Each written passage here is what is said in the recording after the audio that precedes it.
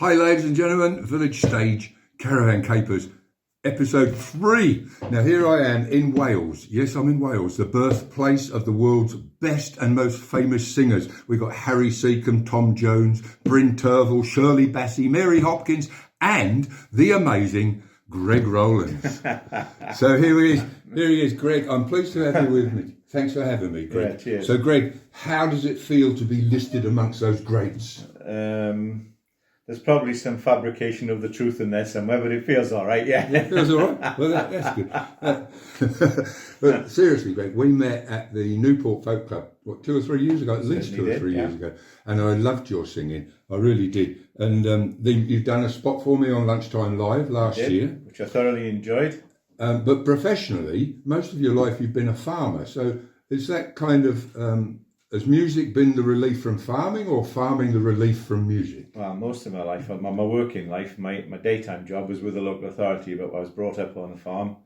And I've always had an interest in agriculture and still have.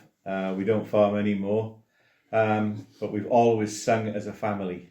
My mother was a great singer. My maternal grandmother was a great singer. Right. And we sang in the car, we sang in the house, we sang everywhere. And lovely. That's what started it all off, I think. So how would you describe your music? What sort of music did you play, and what influences do you prefer to use? I like all sorts of music. I like good music. I like music generally that tells a story. I started off way back when, in the rock and roll era, because I'm getting on a bit now. Started way back as a rock and roller, and then went into folk music during the 60s. Didn't we all go into folk music exactly. in the 60s? Alongside the folk music, then I was going on to heavy metal and so on. I was a great fan of Joni Mitchell when she started, James Taylor, Carole King, all the sort of stalwarts of where we are today, really. How have you been coping during the pandemic with not being able to perform live? Because we all love to perform live, don't we? I mean, that's what it's all about. So. Well, most of the time, like everybody else, we sing to a computer screen. And I think, fortunately, technology has helped music in general. If it had been 20, 25 years ago, we would probably have seen the demise of our music gatherings. But at least now, the technology has allowed people to stay together, even though it's only virtual. And hopefully, as soon as it's over, we can get back to being amongst friends and singing our songs and joining each other. Because you actually do perform at festivals and things, don't you? So do you think that'll all get back to normal, the festival scene and the open mic folk club scene? So. Yeah, I'm sincerely hoping so. The festivals are a great part of folk life, but we must never ever forget the folk clubs and the wonderful people who run the folk clubs, and provide us with a forum to go and sing, and provide us with our guests that they book for the clubs, and most of them do it for nothing anyway. They do. We talked about that with Jude Beverley last week, and she runs a folk club and she does it. And I jokingly said to her, how have you managed without the money? But she said it actually costs her more to put it on than she makes out of it. Absolutely. So, but it's a dedication to music. And do you think the folk club scene is going to continue? Do you think it's got a lifespan? Well, if you look at the demographic of folk clubs, we're all getting towards shutdown somewhere. But I'm really seriously hoping that younger people will take over. I mean, if you go to a folk festival, there's a lot of young people there. Yeah, that's good, isn't it? So where do they go? It's encouraging. It is encouraging, but where do they go in between festivals? Yeah, I go to a number of folk clubs, and I think the same thing, that majority of people in the room are, let's say, senior. Well, yeah, that's a polite way of putting it. But at least we're all staying together and we're all friends, and the folk scene is a very friendly, genuine place as far as I'm concerned. Now, Greg, you did mention on the phone yesterday you've got a birthday coming up and something special's happening. Oh, is it? Well, I don't know, you tell me. I'm going to be 68, that's not very special, but you've got some musical special. What we've actually done is that we've been very fortunate, Lindsay, who was my wife, and myself, to meet up and be friends with very good musicians and the professional musicians, and a lot of them have stayed here with us. So for Lindsay's birthday back in March, we got Pete Morton to do a Zoom night for us, and we invited a group of friends to enjoy Pete's music. And for my birthday, we've got Kip and Dave Winter Wilson, who are absolutely awesome guys. And they've been on Village Stage. They're lovely, lovely. They're awesome. Yeah. They're great people, good friends of ours, and they're going to do a night for us for my birthday. Fabulous. In a couple of weeks' time. Yeah. And the other thing, you're also, like me, a bit of a travelling bard.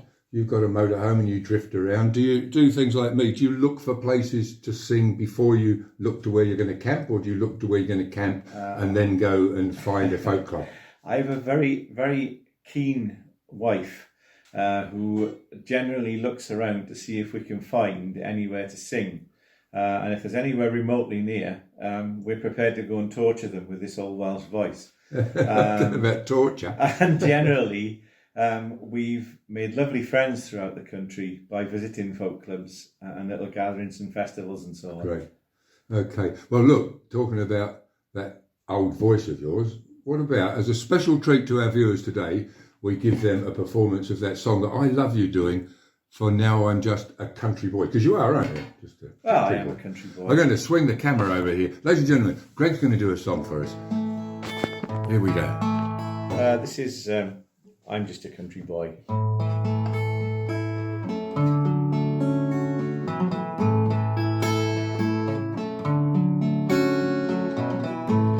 I ain't gonna marry in the fall, and I ain't gonna marry in the spring, for I'm in love with a pretty little girl who wears a diamond ring.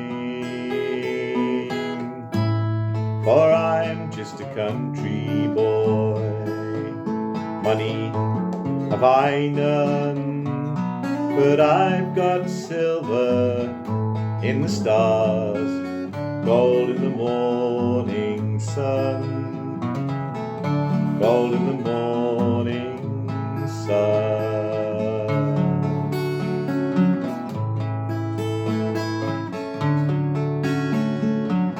I'm never gonna kiss those ruby red lips, the prettiest little girl in town. And I'm not gonna ask her if she'll marry me, 'cause I know she'll turn me down. 'Cause I'm just a country boy, money have I none, but I've got silver in the stars, gold in the morning sun, gold in the morning sun.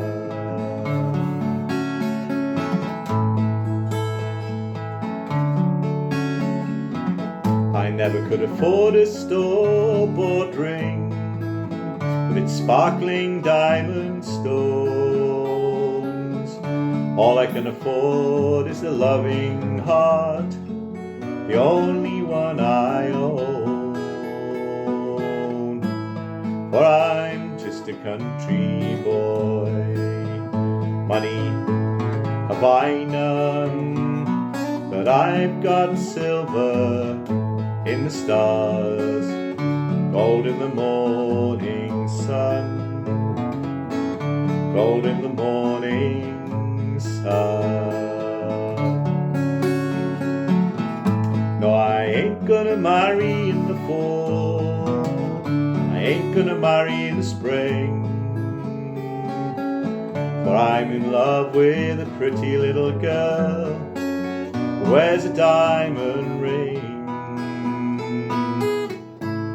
For I'm just a country boy, money have I none, but I've got silver in the stars, gold in the morning sun, gold in the morning sun.